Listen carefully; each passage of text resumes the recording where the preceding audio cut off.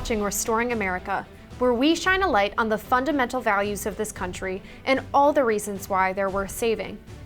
This week, we're taking you to the Democratic National Convention in Chicago, where the Democratic Party is set to officially nominate Kamala Harris and Tim Walz as its 2024 ticket. I'm Kaylee McGhee White, and this is Restoring America. Kamala Harris became the Democratic Party's presumptive presidential nominee last month when, after weeks of mounting pressure, President Joe Biden dropped his re-election bid and endorsed Harris on his way out. And though Harris's candidacy has certainly energized Democratic voters who might not have been motivated to vote for Biden, it has also raised serious questions. Starting with, what kind of precedent does this set? Will Democratic candidates even bother with the primary election process in the future if their campaigns can be unilaterally upended by party elites? And what about the voters? Will their voices still matter if the party decides it doesn't like the candidate they've chosen? We'll be talking to voters on the ground to get their perspectives and to learn more about the Democratic Party's vision for America if Harris wins in 2024. After all, Harris might not have had to compete and win in a primary election, but she does have to win over American voters who are tired and frustrated after 4 years of the Biden-Harris White House. As always, make sure to subscribe and hit that like button, and for more, head to washingtonexaminer.com. We are here at the Democratic National Convention where protesters are speaking out against Vice President Kamala Harris and President Joe Biden. So let me ask you this. If the election were held tomorrow and your choice is between Kamala Harris and Donald Trump, would you vote for either? No, we won't vote for genocide, and that's what both of them represent. We need an alternative, and so we're saying let's vote for Jill Stein because she is the strongest left independent candidate who's running on an anti-war platform. I'm not going to vote personally for either or. I can only speak for myself. I don't know about the other people here. I personally will never support Kamala Harris or the Democratic Party. I don't think there's any chance that the Democratic Party will ever get our vote because they are a party of the billionaires, just like the Republican Party. If there's one thing that Kamala Harris could do to earn back your vote, what would she have to do?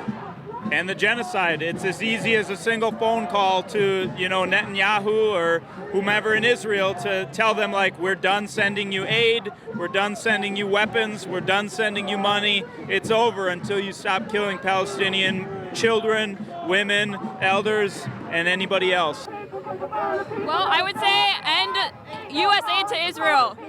Absolutely. Arms embargo, end USA to Israel, cut ties with Israel, divest, all those things, But we know they're not going to do that. Would you say that this is your top issue heading into November's election? 100%. And I would say it's not just my top issue, but it's the top issue for, how many people are here? 15, 20,000 people. And this is just a reflection of the broad masses from across the United States. The issue of Palestine, the issue of genocide in Palestine is a central issue for everybody in this country.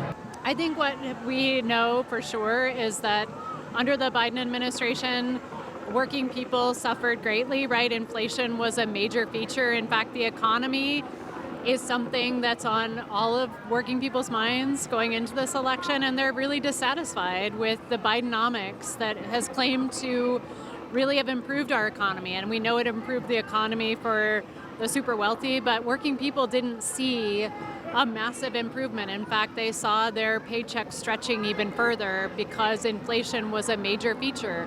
Rents didn't stop going up. Prices of groceries didn't stop going up, right? And so even the student debt cancellation that he promised kept getting dwindled down further and further. I think that in general, something like this where the United States is supporting a genocide, even though it obviously is not something within the United States, it is still something that is very important for the global community. And as such, I rank it just as important as things such as abortion and the economy. We should not have to be able to choose between these issues. The Democratic Party does not protect immigration for all. They do not protect reproductive rights. They do not protect the lives of people in Gaza. And we shouldn't be forced to choose between issues. Yeah, and it's like the speaker said at the rally right now, you know, Palestine is a feminist issue. Palestine is a reproductive rights issue. If the Democratic Party actually cared about these things, they wouldn't be letting women and children be genocided every day in Palestine and Gaza.